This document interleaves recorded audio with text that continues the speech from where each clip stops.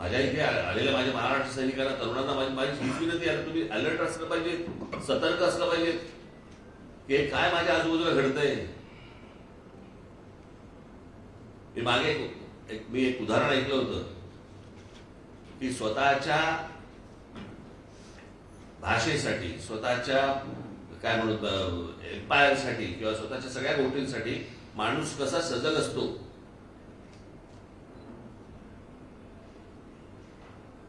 म्हणजे तुम्हाला एक उदाहरण म्हणून मी फक्त तुम्हाला सांगतो की एकदा काय म्हणतो, त्यावेळेला जेव्हा सुरतेवरती जेव्हा स्वारी झाली महाराजांची, तेव्हा महाराज सुरतेच्या बाहेर होते आणि तिथून महाराज पत्र पाठवत होते, अनेक व्यापाऱ्यांना अनेकांना पत्र पाठवत होते.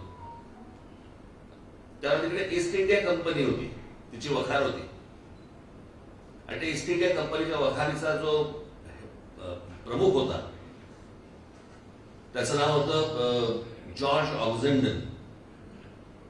मी तुम्हाला जॉर्ज ऑक्झेंडन मुद्दा म्हणून तुम्हाला नाव सांगितलं. तुम्ही सगळ्यांनी जर शिवराज्याभिषेकाचा सोहळ्याचं जर चित्र पाहिलं असेल तर त्याच्यामध्ये जो इंग्रज अधिकारी महाराजांना मुजरा करतोय ना, तो हेनरी ऑक्झेंडन, त्याचा हा चुलत भाऊ. त्याच्या हाताखाली काही 400-500 माणसं होती. महाराजांची पत्र गेली, ज्यावेळेला व्यापाराला गेली त्यावेळेला ह्या ईस्ट इंडिया कंपनीला पण पत्र गेलं. त्याने पत्र पाठवलं की आम्हाला तुम्ही जे सांगताय ते आम्हाला मान्य नाहीये, आम्ही ते काय करणार नाही. मग काही व्यापाऱ्यांनी पण तसंच सांगितलं. त्यावेळेला तिकडे औरंगजेबाचा जो वजीर होता, तिथला जो माणूस होता, त्याचं नाव होतं इनायत खान. त्या इनायत खानने त्याचे वकील पाठवत होता. तो महाराजांचा वकील जायचा, त्यांचा वकील यायचा. एके दिवशी त्यांचा वकील आला. खरं तर वकिलावरती हल्ला होत नसतो किंवा करायचा नसतो, पण तो जो वकील आला त्यांनी महाराजांवरती हल्ला केला, जीवघेणा हल्ला केला. आणि तो जेव्हा जीवघेणा हल्ला झाला त्याच्यानंतर महाराजांनी सर्व मावळे आपल्या आतमध्ये घुसले सुरतेमध्ये. त्याला हा इनायत खान तिकडच्या सुरतेच्या डोंगरावरती पळून गेला त्याच्या सगळ्या सैन्यासह आणि सुरत अख्खी मोकळी पडली.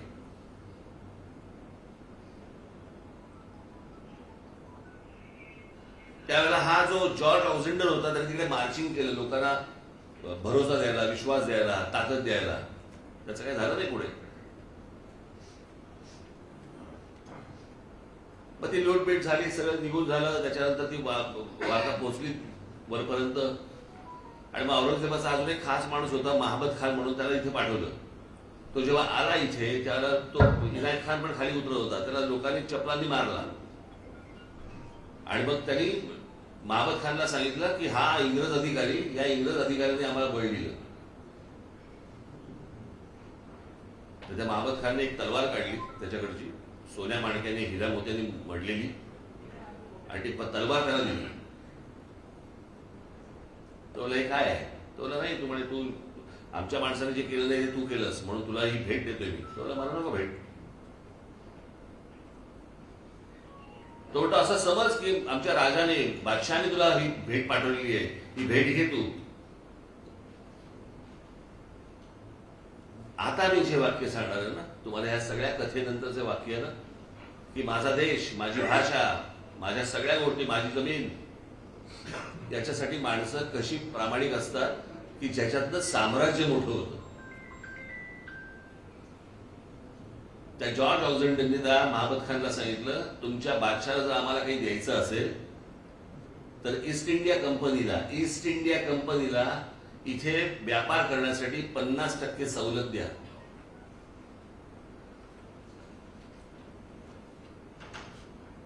साम्राज्य असं वाढत असतं. त्यावेळेला कोण तिकडे राणी असेल, राजा असेल, कोण असेल आपल्याला कल्पना नाही. त्याला माहिती नसेल हा इथे जॉर्ज ऑक्झेंडन नावाचा कोणतरी त्यांचा अधिकारी आहे.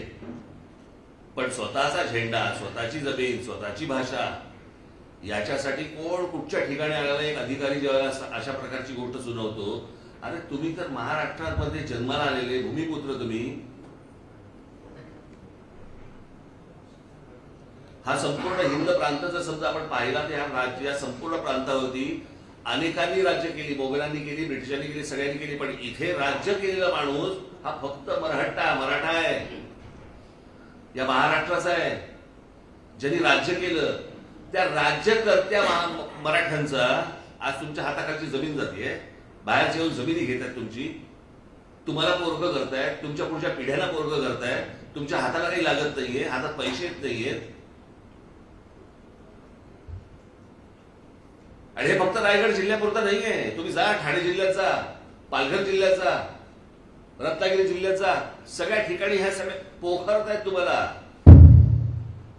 जमीन भुसभुशीत असली ना तरच घुशी होतात, खडकामध्ये घुशी नाही होत.